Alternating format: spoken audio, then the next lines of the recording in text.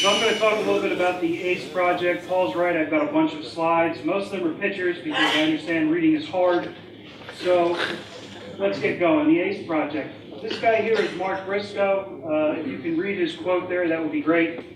I'm not going to read it to you, but before we really dig into how to perform a good and worthwhile ACE project, I thought it would be good to understand where this program came from.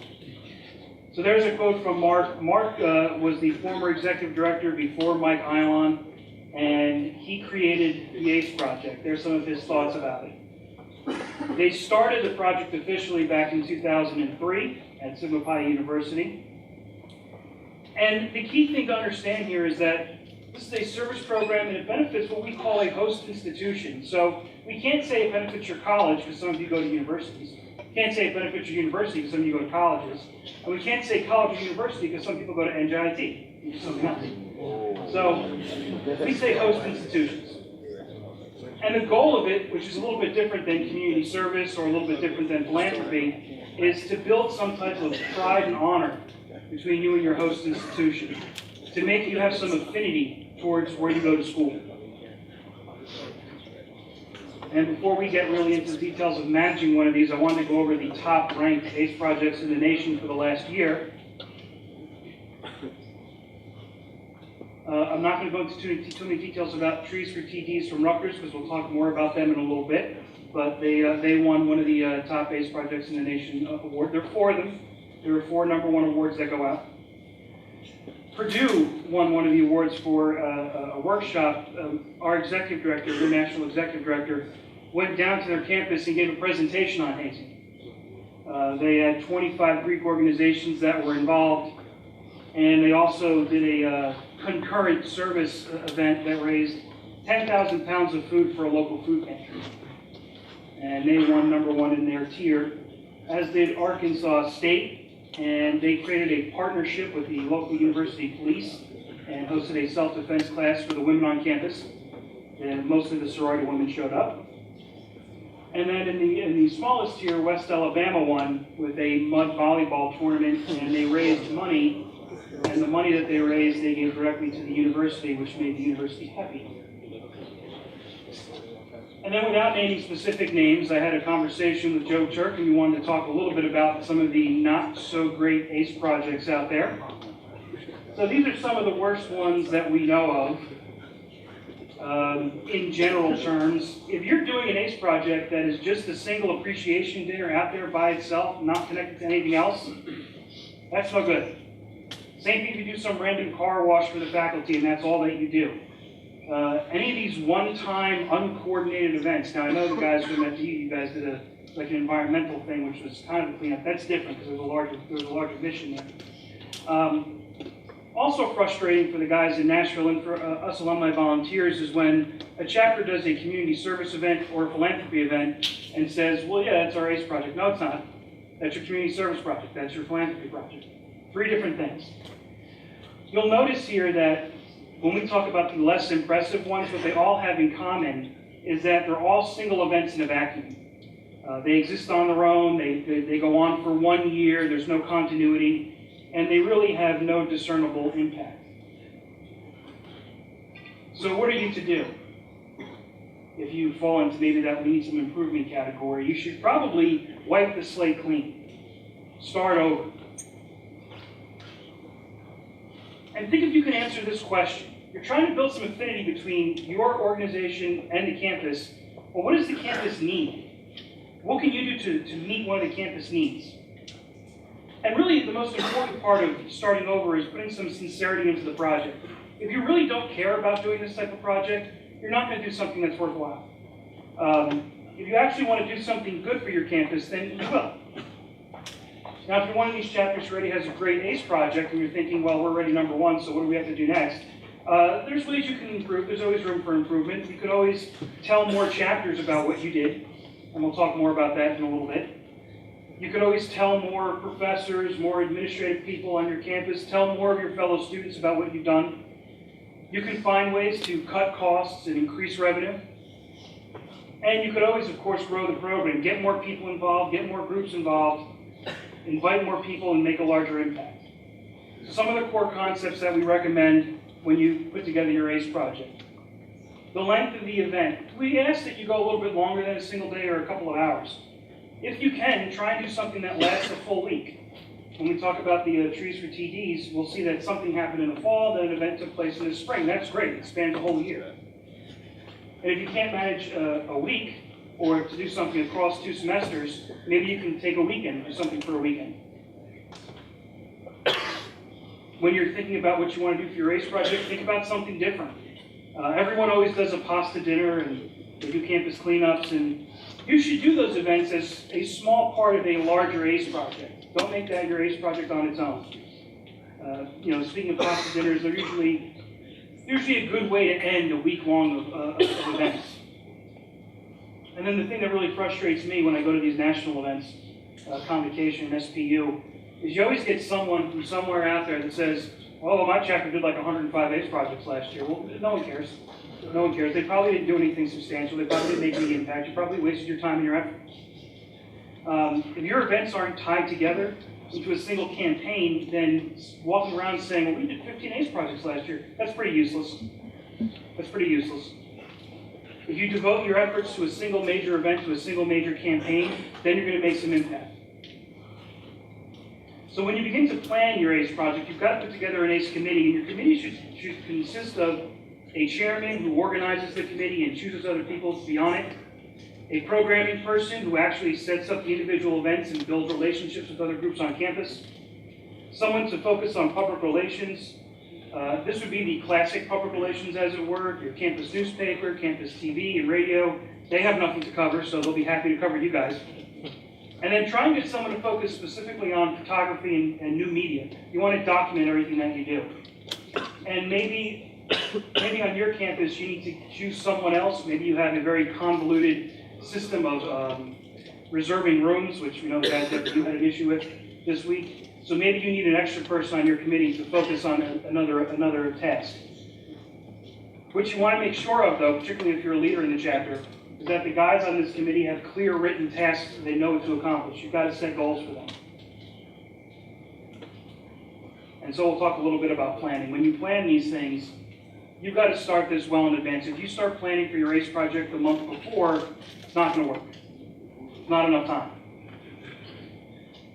You've got to prepare a budget, and we'll talk about a budget, I believe, on the next slide. And when you prepare the budget, you have to stick to it. And when you prepare the budget, put everything on there. You should be very thorough with your documentation. It's going to help you win both awards with the national organization and on your campus. It's also going to help you get things paid for and take other people's money to pay for it. Which is the next point. You've got to find sources of money. It's a pretty simple series of equations here. If you have more money, you can do more ACE projects. If you raise more money, then you have to pay less money out of your budget. Paul was talking about budgets before. How many chapters budget money in their semester dues for the ACE project? Well, wouldn't you want to not spend that money and instead use it for something else? Pretty easy to do if you take other people's money. And when you create great success with your ACE project, it's going to make your funders want to give you even more money the following year. So, talk about this budget, which is going to be hard to see.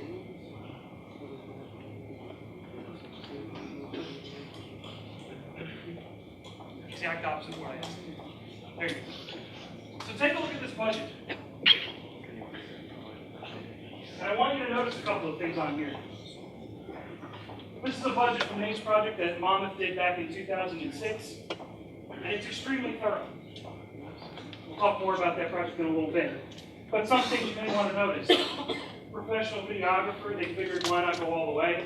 Today we have Haskell doing it, on his way to being a professional videographer, among other things.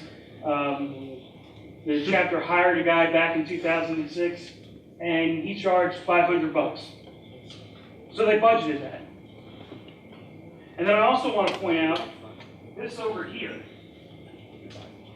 Through their planning process, they got certain things paid for by other groups.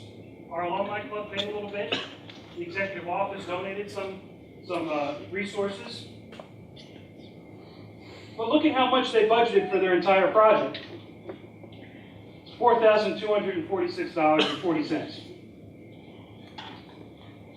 So the chapter budgeted $1,200. And when I talk about finding other sources of money and creating partnerships, which we'll talk more about in a slide or two, they actually created a partnership with the Substance Awareness Department on campus, and they wound up giving me a couple $100 to the project. And then they listed out all the other sources of money that they got, which are kind of listed out here. And this is how much was left over between the total cost of the event and how much they had donated and how much they had from the budget. So you can see they were just about $1897 short. They were just short. So what they did was they took this budget and went to the Student Government Association, the SGA, and said, we've got this gigantic project, we can't afford it, can you fund the rest of it? And the SGA said yes. So they got almost $2,000 from student government. Some more about planning. You want to document everything that you do. Document all of the projects. Not only does it help you promote your success with the local community, but it'll help you promote your success with Sigma Pi when awards come around. Unlike some of the other awards that Sigma Pi gives out, they give out the #1 ACE Project Award, the 4 of them, once a year. Some other awards they give out are once every other year. Also, when you put together these big binders that have all this information in it, it's going to help the future generations of your chapter. When I talk to chapter leaders around New Jersey and around the Northeast, they often say that they're a little frustrated because they have to learn things all over again, or their community service chairman is annoyed because they're doing things for the 3rd or 4th time, but for the first time all over again. Well, if you put all this stuff together in a binder, you can get it done and get it done once. Also, when you're putting your project together, when you're planning for it, you should invite the rest of Sigma Pi Fraternity. You've got a bunch of Grand Council members, you've got foundation trustees, you've got a group of guys that work down there outside of Nashville. Invite them. Send them invitations. And all these contacts are available from your chapter directors if you just ask them. I would say if you're going to invite someone, a specific guest, you should send them a specific invitation. Just an example, there's a letter that was sent to the executive office back in 2006 asking for the assistant executive director at the time to come over. And here's the invitation. This is what they were going to do. This is them asking again, and this is thank you for your time. Very simple to do, very quick, very easy. It's a nice touch on the invitation that you sent out. Some more for planning. When you're planning for your ACE project, get your campus involved. Remember, we're supposed to build some affinity between your campus and your chapter. So open up the planning process. Ask other Greeks to come and jump on your ACE project and put them to work. Don't just have them show up wearing their letters, put them to work. Ask the non-Greek students. One thing that frustrates me as a fraternity man and having been involved with the fraternity for 15 years, I hate that you guys are asked to do so much more, not just from us, but from your campuses. And the sports teams don't have to do so much more, and the community service doesn't have to do more, the SGA doesn't have to do more. They ask you to do more because you wear those letters on your chest, and that's not fair. So when you're putting this big project together, say that you want, tell your administration you want those students to be involved as well. Should even the playing field a little bit. And when you're talking to the administration, you should ask the university offices for their help. Ask them for their collaboration. Most university offices have budgets to spend on programs where they're specific to interacting with undergraduates, but they have no programs to spend the money on. So why not have them spend the money on you? Let them pay for a t-shirt for the project. Let them pay for a videographer. Let them buy food for a project. And when you start to involve your campus, I think you begin to position yourself as the long-term leader on campus. You can also, by involving other groups, create very positive change. And I'll give you one quick example. In 2006, when this project took place at Monmouth's campus, they talked about the Good Samaritan policy. Anybody know what the Good Samaritan policy is in Sigma Pi? Sam knows what it is. Any of the undergrads know what it is? Well, I'm going to tell you.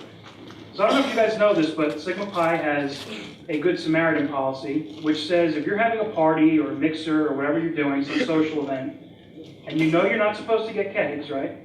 but you have a keg there or some other mass quantity of alcohol, which is against the rules, and someone gets seriously ill to the point where you need to call 911 or some type of authority to come and save that kid's life, if you do that and you get caught violating the alcohol policy, they will not go against you for breaking the alcohol policy because you saved some kid's life. It's called the Good Samaritan policy. Sigma Pi was one of the first fraternities to implement that nationally back in 2005, 2006. And because we talked about that with our university office partners, Monmouth has that policy now too. And it's known as a policy that came from Sigma Pi. Now it's a law in New Jersey. So this is a little bit more about planning here with the campus. You should invite all of the high-ranking people on your campus. Invite the president of the university. Invite his cabinet. Invite the board of trustees. You know, a lot of students, they kind of avoid the board of trustees, and they also avoid the president of the university. And it's kind of silly. They have a lot of resources at their disposal, and when someone who's on the board or when the president tells someone on your campus to do something, they do it. So an example for FDU might be that if the president of the university was somehow involved here, and some midway through last week they told you we couldn't have that room over there. If the president told them you give them that room, all of a sudden you guys would have the room. Same concept here with the ACE project. Get the movers and shakers involved. You should invite the president of the Faculty Association. That's the faculty union, and this person probably knows every professor on your campus. And you should invite your favorite professors.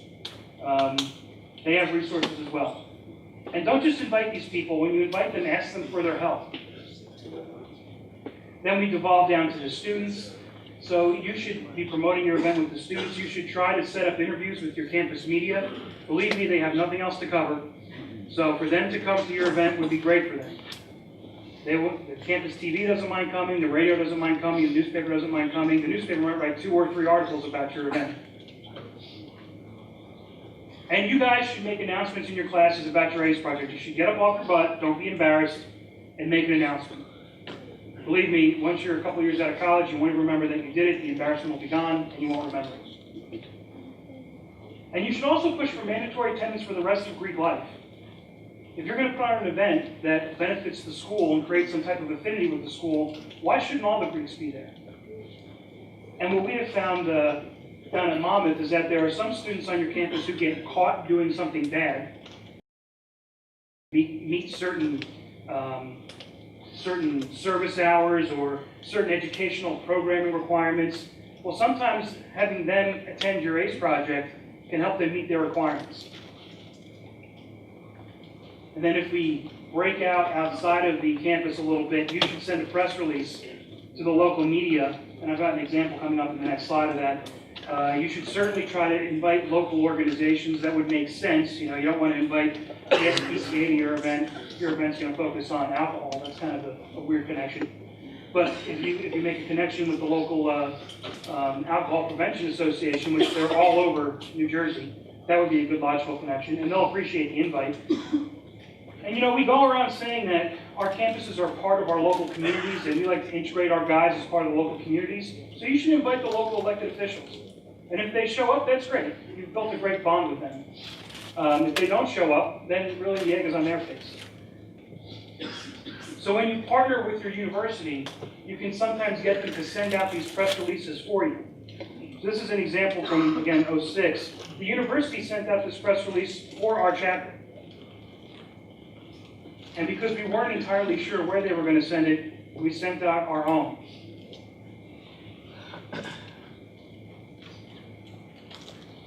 Now, talk about some award-winning projects from New Jersey here. Number 1, Trees for TDs, and Saad, if I make a mistake, please jump in and correct me, thank you. So Trees for TDs was from the Gamma Eta chapter at Rutgers. They just won this number 1 ACE project award in the last year. By the way, there's Rutgers, you can find them online. What the event was a partnership. There's one of their logos for it. This was a partnership between 3 different entities. The entities were Sigma Pi, our guys, the landscaping department at Rutgers, and the athletics department. And what the partnership accomplished was every time the football team, which is hard to read, scored a touchdown, our guys would plant a tree right there at the stadium. And they took the branding a little bit further. They actually branded on Twitter and on Facebook for the event, which I believe is now part of the SOE that you've got to do that. So how did their project planning go at Rutgers? In the summer is when they talked to the administration. Here's an idea that we have. What do you guys think? Fall semester came around. They started their promotion nice and early. I love it. Nice and early. They also had to meet with their partners to finalize that partnership. And what were they talking about? They were talking about where are these trees going to go and what does this stuff cost. The football season comes and goes. Spring semester rolls around. They got other student organizations to buy in, held a big event for the other students to participate in when they planted the trees. And then, of course, they finalized the last details and actually hosted the event. Pretty much in a nutshell. There you go. So what does this stuff look like? Well, here's their, I think this is the final logo. Here's their final logo for Trees for TDs. Always good to have pictures of our guys with the letters on campus doing service. Remember, you want to take a lot of pictures to document this. Pictures of our guys working. I know some of you don't do a lot of work, so this is new for you. More guys working. Just throw in a selfie in there, why not? I like pictures of branding, so here's pictures of branding with the Trees for TD shirts at that barbecue that was organized. I love that. And then whenever you do a big event like this, you want to make sure you get a big group picture of the guys. It's hard to see, but there's all the guys. You have a flag in the background. The big letters are out there. They're wearing the Trees for TD shirts. This is great. The other thing to track is any media exposure that you get.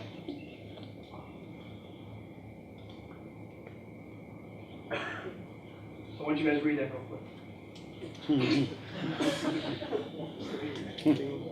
So track any media exposure that you get.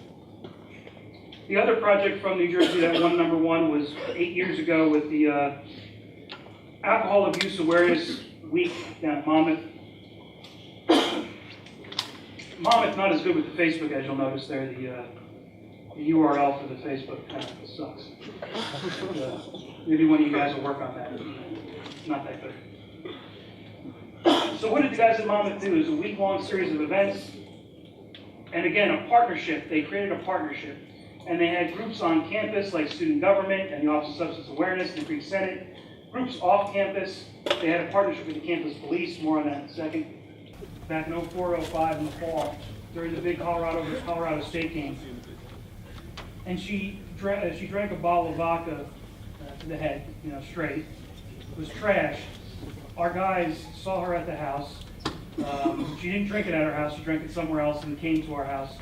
And they did the right thing. They laid her down so that she wasn't going to be abused or harmed. And the next morning, when they had their parents walking through the house for Parents' Weekend, they opened up the door to the room that she was in, and she was there dead.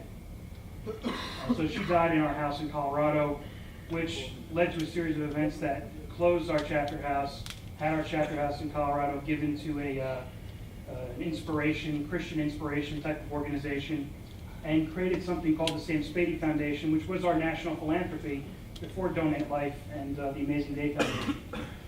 And the Sam Spady Foundation paid for Sam's mother to come and speak at different college campuses around the nation.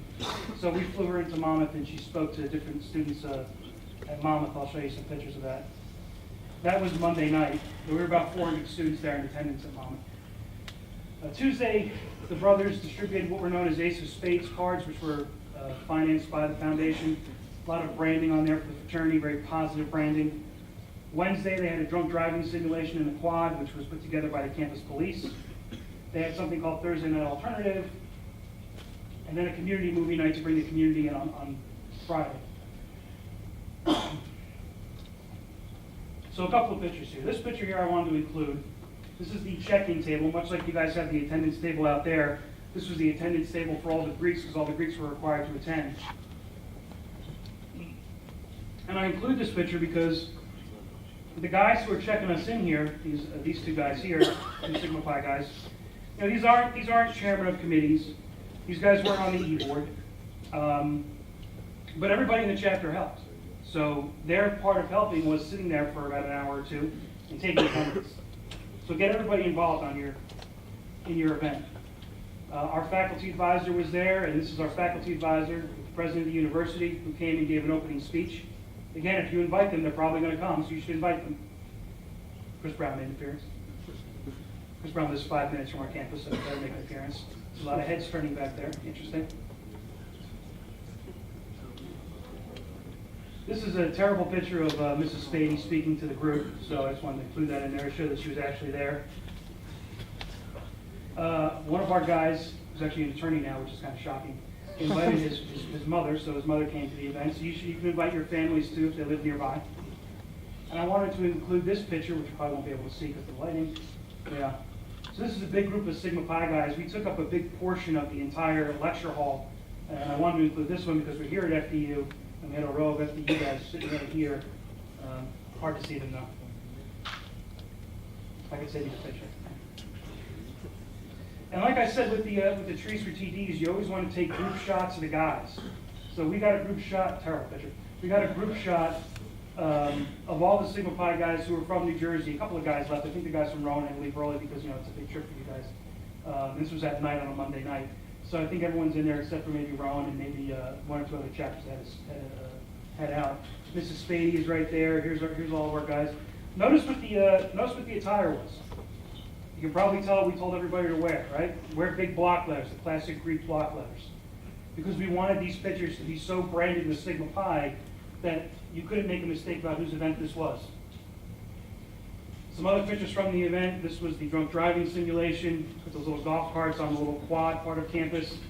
And they put those drunk goggles on you and everyone tries to drive the cart. And remarkably, some guys do very well with that. Like I said, we invited everybody, including the guys in our executive office. This guy here was Brian Alley. He was the director of communication for the fraternity. So he came and he took a bunch of pictures with a gigantic camera that's in here. And the pictures were printed in the emerald, which is nice. This is actually the stage of the chapter back then, Warren Rotella. Close-up picture of driving in the golf cart. And then we did something called Thursday Night Alternative. I'm going to skip through these quickly because you can't see them. But it was essentially like an arts and a music kind of night on campus, and the idea was an alternative to going out and getting drunk on Thursday night. But it actually drew in about 100 students. I put this picture in there because, like I said, you have to use other people's money. So the partnership with the Office of Substance Awareness paid for food for everybody, and they just lined the whole place up with food. So our guys got to eat for free, and here they are eating for free. And then these will be the worst pictures because of the lighting. But on Friday night, we had the community movie night. If you've been down to Mama's campus, there's a soccer field where this is now, but it's a huge, great lawn, they call it. They set up a big screen. The Student Activities Board set it up. And we drew in people from all over the area, including Chris Brown and his family. So as you'll see, there's Chris, and there's his son and his daughter from many years ago.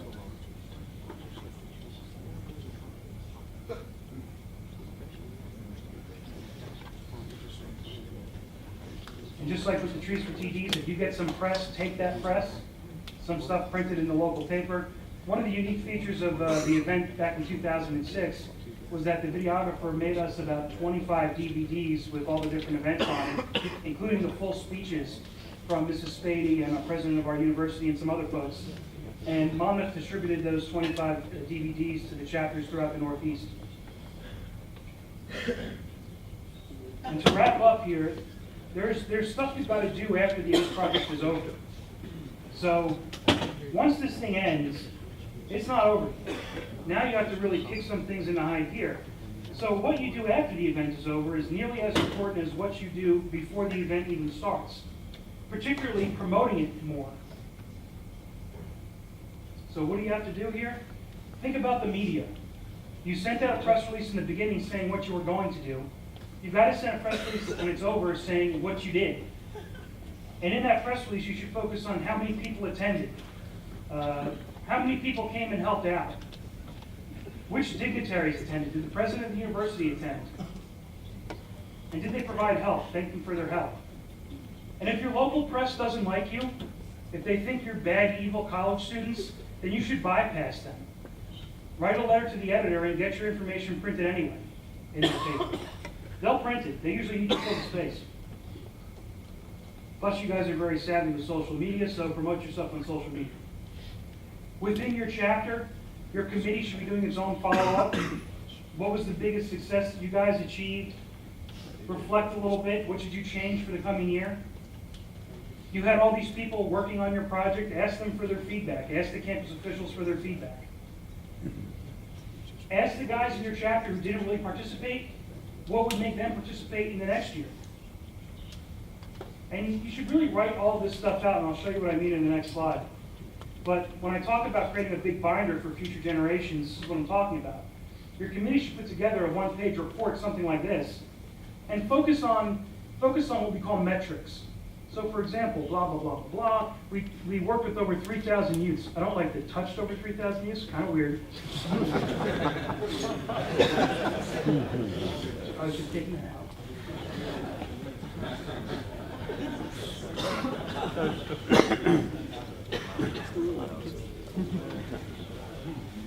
It gets a little weirder here in the second paragraph. I just noticed 50 people stuck it out and cuddled up. Be a party back in moment today. But when you write up your review, try and focus on some big successes. For example, if you read down here, they talk a little bit about the cabinet meeting that was called to discuss the Good Samaritan policy and the policy being passed. And then again, hit on money one more time. Thank the people who gave you money. We often forget to do that. If someone sponsored something at your event, tell them thank you. We appreciate it. You want to build that relationship, not just for next year, but for future events. And you should always try and give them a little something. If you can get a nice quality, high quality picture printed and framed, they really like that. It really goes a long way. And then the final point here is that this actually works. I don't have a picture from convocation with you guys because Lord knows what I was doing, but if you stick out with these core concepts, you're going to win awards. This is a picture from back then where the ACE Project chairman had the #1 ACE Project award, the certificate that the chapter gets, and they give a really nice certificate to the university saying, our Sigma Pi chapter, your university, is the best project in the nation. And again, this is the president of the university at the time, and we know for a fact that this certificate, really nice certificate from Sigma Pi and a really nice frame, hung in his personal office until he was done being president a couple of years ago. And how great is that when the president goes to his office every day, he looks at a certificate given to him by Sigma Pi. So that's what I got. If you have any questions, comments, or concerns, you can come and talk to me. If not, thank you.